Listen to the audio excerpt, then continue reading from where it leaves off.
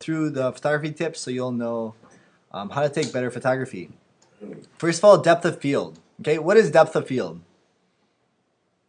Okay, depth of field is like the vastness between you and the photograph. So basically, let me show you an example. So you see the depth of field here.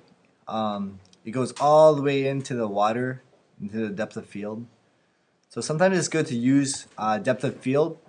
To get depth of field, you want to make sure your aperture is small, and that means it's a large number like f.14 if you're using a digital SLR. If you're not, most compact cameras you can change your f-stop as well, so check that out on your cameras. But usually it's good to have depth of field on your camera because it's more in focus, it's more sharp. Sometimes you want to use a tripod because at night your hand will shake often, or you can't hit it as steady, and then it'll just be blurred. Sometimes I'll lean up against a tree or a pole to make sure, if I don't have a tripod, to make sure that it is steady so you won't see that.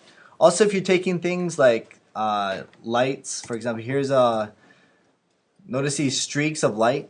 These are, what are these?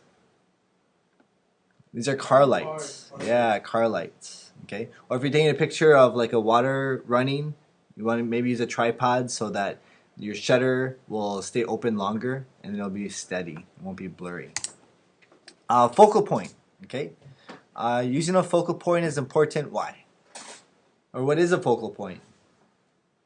The focal point is what you want the point your viewer to look at. So photographs should have a focal point. You shouldn't just say, okay, just look at my photograph, just look at all of it and then pass it on. You should try to gear them or steer them towards one point on your photograph for your interests. Okay? So there's different types of ways you can use focal points. It could be a structure, a building, a tree, like a unusual tree, a boulder, a silhouette, things like that. Okay. Also, make sure you use the rule of thirds, like we talked about before, when using this. Okay. Now let's look at these examples. Now, if you take a picture of some mountain or another mountain range here in Seoul, now you see this photograph. It's kind of boring. Okay. First of all, where is the focal point? It's basically just a range of mountain with no, like your eye just looks at it and then looks off the picture because there's no like focal point. Now let's look at this photo of mountains. Where's the focal point? It's the building in the bottom left-hand corner. And notice that's in one of the rule of third intersections. Okay, so your eye sees the mountains, but then your eye is drawn down to the building for your focal point. So it adds more interest to the photograph. So make sure when you're taking your photograph, you put a point of interest in one of the rule of thirds. Okay? Remember the rule of thirds, it's either like here, here, here, or here. And here's an obvious use of focal point to make you look towards that. What's this another example of? If I do this. Yes, framing the photograph. Okay. Here's some techniques for focal point. Position, make sure you place it in the rule of thirds. Focus, you may want to blur out part of the foreground so that you can see the depth of where you want to focus in the background.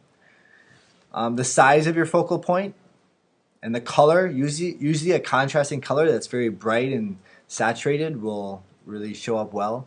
And also the shape. Unusual or contrasting shapes really stand out as well. Okay. Here's one of the techniques they use, and this is the blur action. Okay.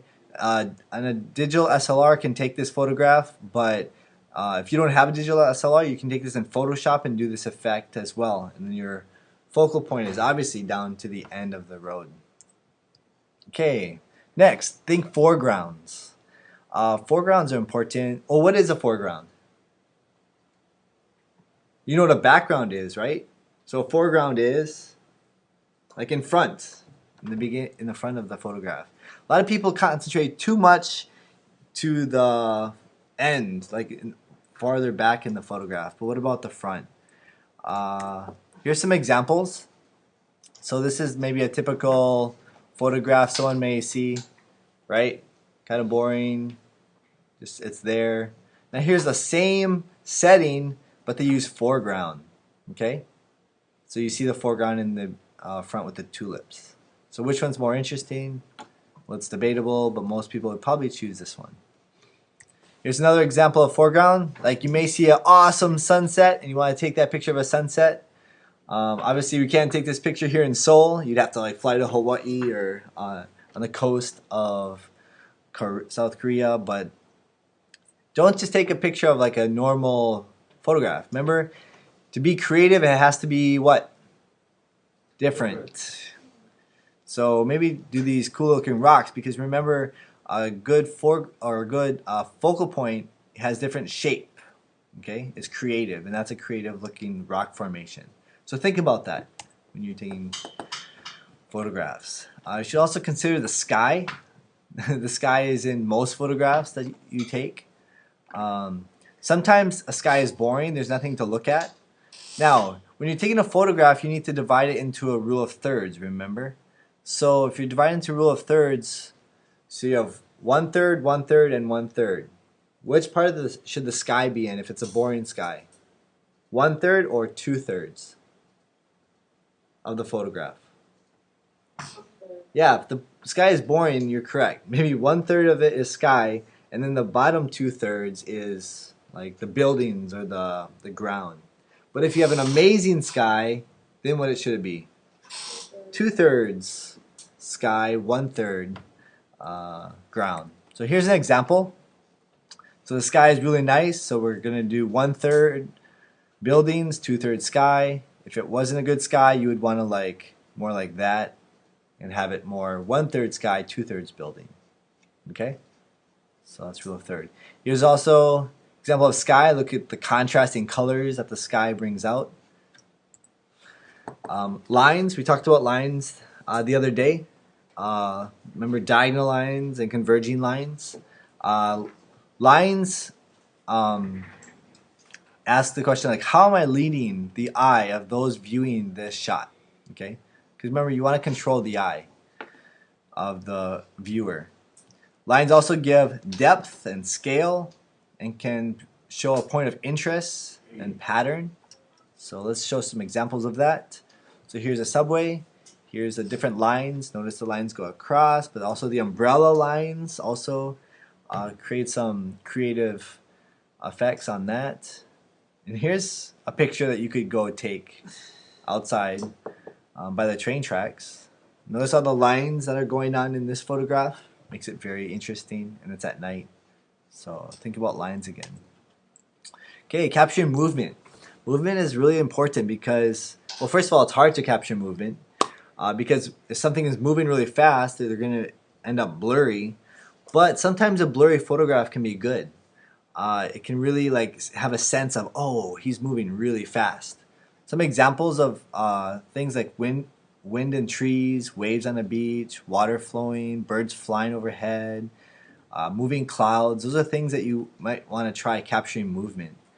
And if you do have a SLR or even some compact cameras, you can have a longer shutter speed, which will help show that blurred action for that. Here's an example of a runner. Maybe some of you guys run, or basically if you wake up early in the morning, just go on the street and you'll see a lot of runners in parks that you could run. Now notice the photograph is blurry, but notice it's good. You know, it's supposed to be blurry because he's running, and you get that sense of movement. So